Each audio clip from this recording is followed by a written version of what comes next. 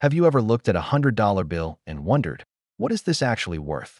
Is it just a piece of paper? For most of history, the answer was no. Money was a promise, a claim check for something real and tangible, gold. But then, on one quiet Sunday evening, everything changed. That was the day money as we knew it died, and a new kind of money, an idea, was born. This is the story of when gold lost its crown. Let's rewind the clock.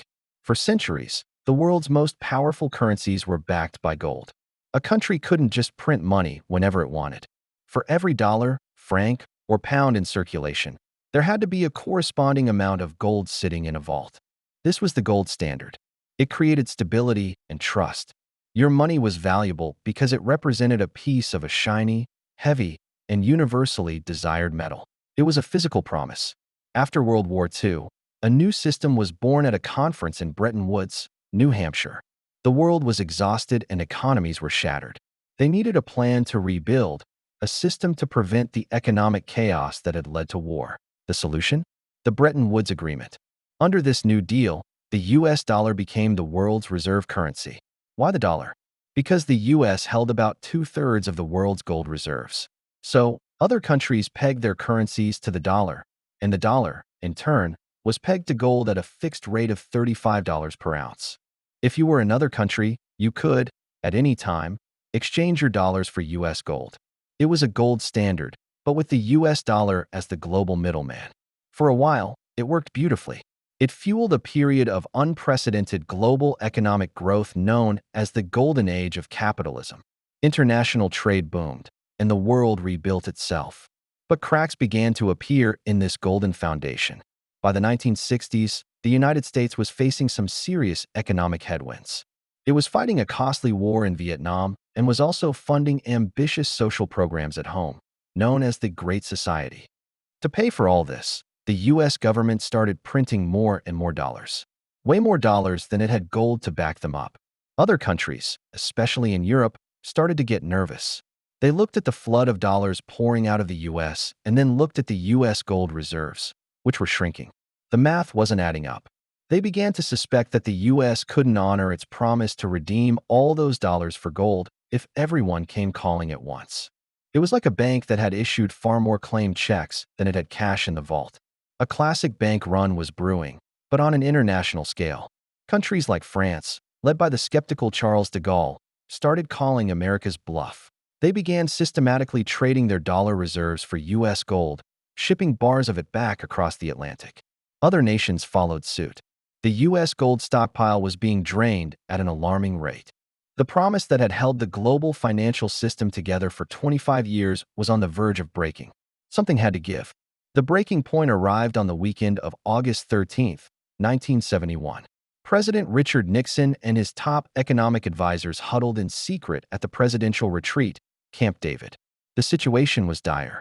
The US was hemorrhaging gold. Speculators were betting against the dollar.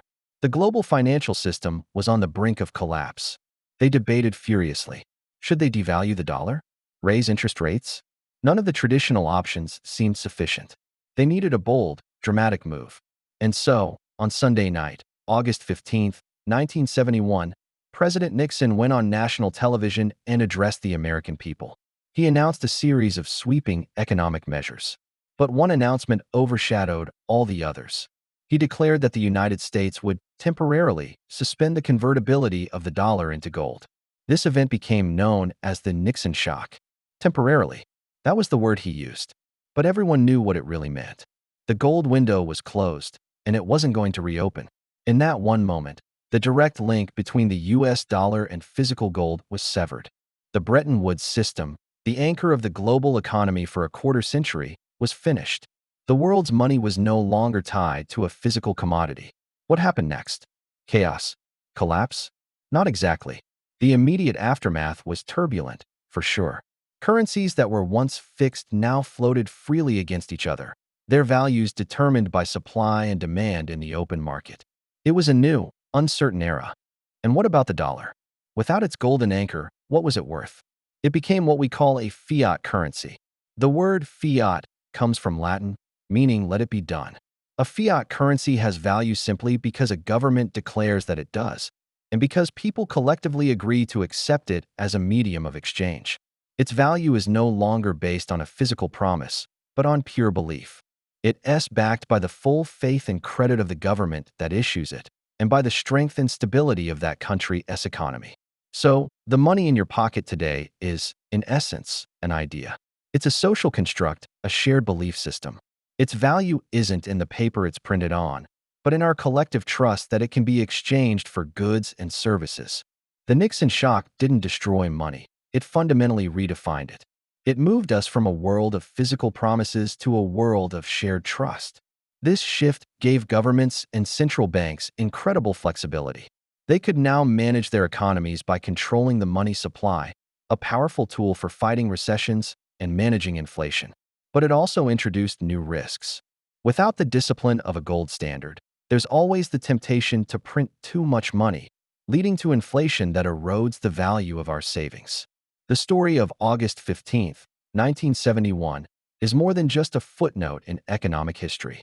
It's the moment our modern financial world was born. It's the day money stopped being a thing and started being a belief. The next time you hold a dollar bill, remember its journey. It's not just paper. It's a piece of a global system built on trust, a relic of a golden promise, and a testament to the day money became an idea. Thank you so much for watching. What are your thoughts on this system of money based on belief? Let me know in the comments below. And if you enjoyed this journey into economic history, please hit that like button and subscribe for more stories that explain our world. See you in the next video.